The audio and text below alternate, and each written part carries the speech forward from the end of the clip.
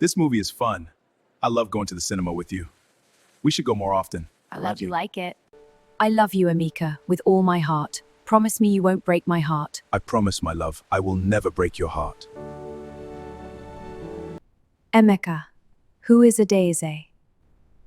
She is nobody. Just a friend from... Your children's mother is nobody? Diana, please. I can explain everything. The citizenship application was withdrawn 3 days ago. What? Ah. Immigration already have your file. They are waiting for How you. it all started. Please, everything But I did before was we for go my into the children. main story, please hit the subscribe button. It encourages me. So And is drop a this. comment on where you're watching us from. We'd like to know where my besties are watching from. Now, back to the story. They got married quietly. A small registry ceremony.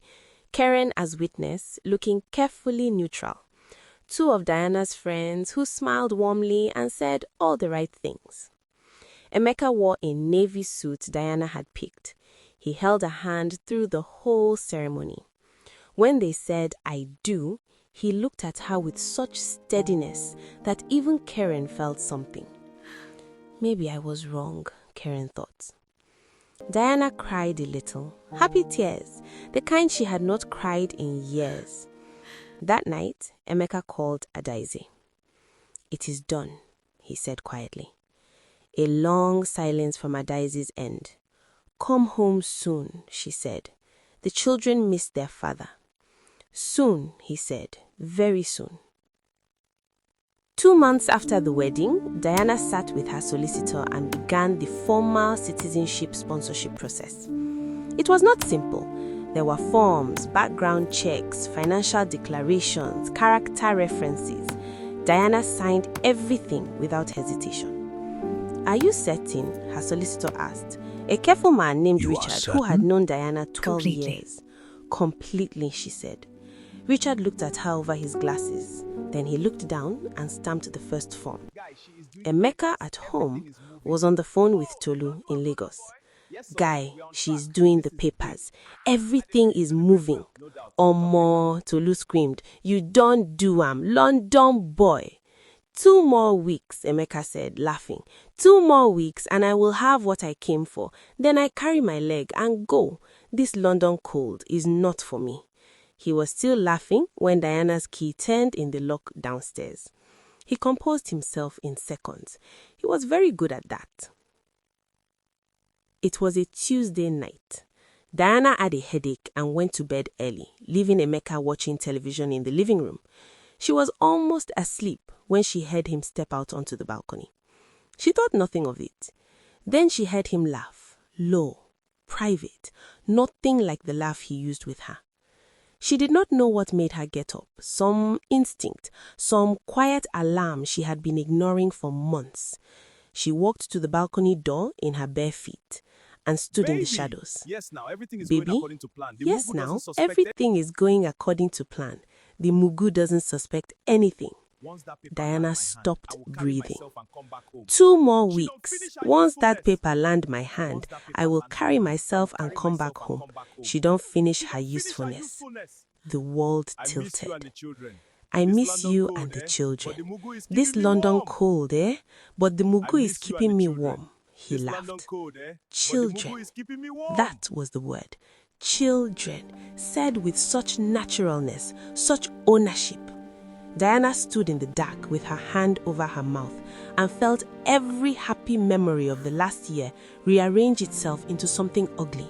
The Sunday cooking, the Paris trip, the wedding, the forms she had signed, all of it a performance. She was the Mugu. She backed away from the door, sat on the edge of the bed and cried silently, completely, the way people cry when they cannot afford to be heard. She cried for 2 hours. Then she stopped. She sat in the dark and replayed everything. Every transferred amount.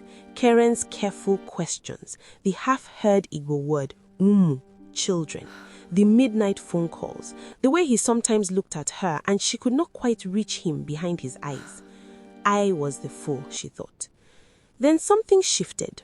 No, he thought I was a fool. There is a difference. She picked up her phone, not to call him, not to scream or accuse or throw things. She opened her contacts and found Richard, her solicitor. She found Officer Sandra Mills, the immigration contact she had worked with during Emeka's initial visa process. She didn't call them yet, it was 2 a.m., but she saved what she needed and she began to think. If he wants to play a long game, she thought, he chose the wrong woman. The next morning, Diana made breakfast. She made eggs the way Emeka likes them, soft, with pepper and tomatoes. She made tea. She set the table. She smiled when he came in, sleep-warm and unsuspecting. "Morning," she said cheerfully. "Morning, baby." He kissed her cheek, sat down, reached for his fork. Diana watched him eat and felt something cold and purposeful settle in her chest like a stone. Good, she thought. Stay comfortable. Stay very comfortable. That afternoon, while Emeka was at the gym, Diana called Richard. "I need to pause the citizenship application," she said. Silence. "Diana, I need to pause it, and I need to speak with you about something else. Can I come in today?" She could hear Richard sitting forward in his chair. Of course, 3 o'clock. She did not tell Karen everything. She did not tell anyone everything. She met Richard. She laid out what she had heard, calmly, precisely, like she was presenting to a board. She showed him the bank transfer records her accountant had flagged. She showed him call logs she had quietly documented over the past 3 weeks. She had been suspicious longer than she admitted to herself. Richard listened without interrupting. When she finished, he removed his glasses and cleaned them, his habit when processing something serious. "The citizenship application withdrawal is straightforward," he said. "We simply remove your sponsorship. It collapses the application." "And the fraud element? That requires immigration enforcement. This would be a case of deceptive intent for visa purposes, using a false relationship to obtain leave to remain. If he entered the marriage with no genuine intention..." "He didn't," Diana said flatly. "He has a wife and children in Nigeria." Richard put his glasses back on. "I will make a call," he said. The next 2 weeks were Diana's finest performance. She was warm. She was loving. She laughed at his jokes. She cooked with him on Sundays, standing at the counter in her apron, dodo sizzling in the pan, telling him about her day. She kissed him goodbye every morning. She cried in her office bathroom exactly once. Then she dried her eyes, reapplied her lipstick, and went back to work. Emeka noticed nothing. Why would he? He was not looking. He had stopped looking at her the moment she became useful rather than interesting. He was counting down. 2 weeks, 10 days, 1 week. He bought a new suitcase online, delivery scheduled for after his citizenship appointment. He started quietly moving cash into a separate account. He called Adaize almost every night now. "Almost done, baby. Almost done." Diana, asleep beside him or appearing to be, heard every word. She said nothing. She just updated Officer Mills with the new information each time. The appointment was on a Thursday morning, 10 a.m. Luna House, Croydon. Diana drove him herself. She was in a cream blazer, hair neat, the picture of a supportive wife. Emeka was in his best suit, the navy one from the wedding. He was relaxed, confident. He squeezed her hand in the car. "Thank you," he said, "for everything." Diana smiled at him. "You deserve it," she said. They walked into the building together. Diana signed him in at the reception desk. They sat in the waiting area. Emeka scrolled his phone. Diana sat with her hands folded in her lap. At 10:14 a.m., 2 officers in uniform came through the side door and walked directly to where they were sitting. "Mr. Emeka Okafor?" Emeka looked up. Something flickered across his face. Not quite alarm. Not yet. "Yes?" "Could you come with us, please?" Is there a problem? We have an appointment. Sir, please come with us. Emeka stood slowly. He looked at Diana, and in his eyes, for the first time, real confusion, real fear. Diana, what is... Diana looked at him steadily. Her voice was quiet and clear. The Mugu says goodbye, Emeka. The color left his face. Diana, we have your wife's name, Officer Mills said, stepping forward. We have the transfer records, we have call logs, we have testimony. Mr. Okafor, you are being detained on suspicion of immigration fraud. Diana, please, his voice broke. Please, I can explain. Your children's school fees came from my account, Diana said, still quiet, still steady. I know their names. I know Edaize's name. I know everything. He reached for her arm. An officer stepped between them. I'm sorry, Emeka said, and for the first time in a year, Diana believed him. It didn't matter. So am I, she said. She turned and walked back through the glass doors into the grey London morning. She did not look back. The investigation took 3 weeks. Emeka's deception was systematic and well documented, or rather, Diana had documented it well. Marriage entered under false pretenses. Financial deception, active wife and dependence in Nigeria confirmed. He was stripped of his visa status. He called Diana 17 times from the detention center. She answered once. Why? He asked. Because you had hungry children, she said, and instead of finding another way, you decided I was the solution. I was a person, Emeka, not a solution. She hung up. 6 weeks after that Thursday morning, Emeka Okafor landed at Murtala Mohammed Airport, Lagos, deported. No criminal record that would hold in Nigeria, but no visa, no London, no citizenship, no Diana. He took a bus to Surulere.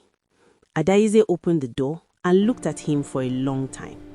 Then she stepped aside and let him in, because the children needed their father and she was tired of being alone. But nothing was the same. 3 months later, Diana sat in her penthouse. Same apartment, same view, same magnificent silence. But something was different. She had signed up for therapy. Karen's quiet suggestion, finally accepted. She had taken a week off work, the first in 4 years. She had flown to Manchester and visited her mother, sat in her childhood kitchen drinking tea that tasted like nothing had changed. You look different, her mother said. Older, Diana said. No, stronger. Diana looked out the window at the flat Manchester sky. He used me, she said, not for sympathy, just because she was tired of carrying it without saying it aloud. Her mother nodded. Yes, and you were strong enough to survive it. Most people who've been used that badly, they either collapse or they become bitter. You became neither. Diana thought about it. Not yet, she said honestly. Her mother laughed. Not yet is enough. Back in London, Diana returned to work. Same board, same company. But she worked differently, not harder exactly, more grounded, like someone who had learned the precise weight of her own feet. Karen placed coffee on her desk without a word, then paused at the door. For what it's worth, Karen said carefully, the way you handled it was extraordinary. Diana looked up. I cried for 2 hours on the bathroom floor. And then you got up, Karen said. That's the extraordinary part. Diana smiled, a smaller smile than before, more earned. She opened her laptop. She had a company to run. 300 people whose livelihood sat on her decisions. Work that was real and hers and could not betray her. She had loved someone and been deceived. She had trusted and been exploited. She was still here, she thought, and still whole. Somewhere in Surulere, Emeka sat on the same small sofa, watching the same small television. The London dream dissolved like it had never existed. Sometimes he thought about Diana. The way she had looked at him in that immigration office. No anger, no tears, just those 4 quiet words. The Mugu says goodbye. He would never forget them. Not because they shamed him, though they did, but because in that moment he understood, too late, that the woman he had chosen to deceive was never a fool at all. He was. Moral lesson. The person you underestimate will always be the one who humbles you most completely. When you treat love as a tool and people as resources, you do not lose them, you lose yourself. Poverty is hard, but no hunger is worth the price of your integrity.